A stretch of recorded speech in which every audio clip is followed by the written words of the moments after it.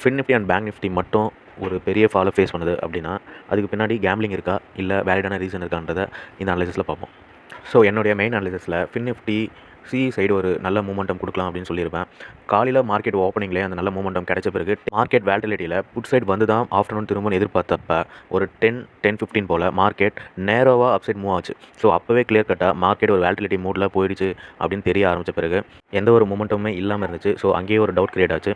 அந்த டவுட்டை கரெக்டாக ஃபில் பண்ணுற மாதிரியே இந்த ப்ராஃபிட் புக்கிங் ஃபால் நடந்திருக்கு. ஸோ இந்த ப்ராஃபிட் புக்கிங் ஏன் பேங்கிங் அண்ட் ஃபின்னில் வந்து நிறைய நடந்திருக்குன்றதுக்கு நம்மகிட்ட வேலிடான ரீசன் இருக்குது. என்ன ரீசன் அப்படின்னா, லாஸ்ட் டிசம்பரில் எஃப்ஐஐ அவங்களோட இன்வெஸ்ட்மெண்ட்டில் 50% நியர்லி பேங்கிங் அண்ட் ஃபினான்ஷியல் செக்டர்ஸ்லேயே வச்சிருக்காங்க. ஸோ எப்போவுமே ஒரு ப்ராஃபிட் புக்கிங் எங்கே அதிகமான இன்வெஸ்ட்மெண்ட் இருக்கோ அங்கே தான் ஸ்டார்ட் ஆகும். அப்படி பார்க்கும்போது ப்ராஃபிட் புக்கிங் இங்கே தான் ஸ்டார்ட் ஆயிருக்கு. இது ஒரு பேனிக் கிராஷ் நம்ம எடுக்க முடியாது. ஏன்னா ஓவரால் செக்டர்ஸில் எந்த ஒரு இம்பாக்ட்டும் பெருசாக இல்லை.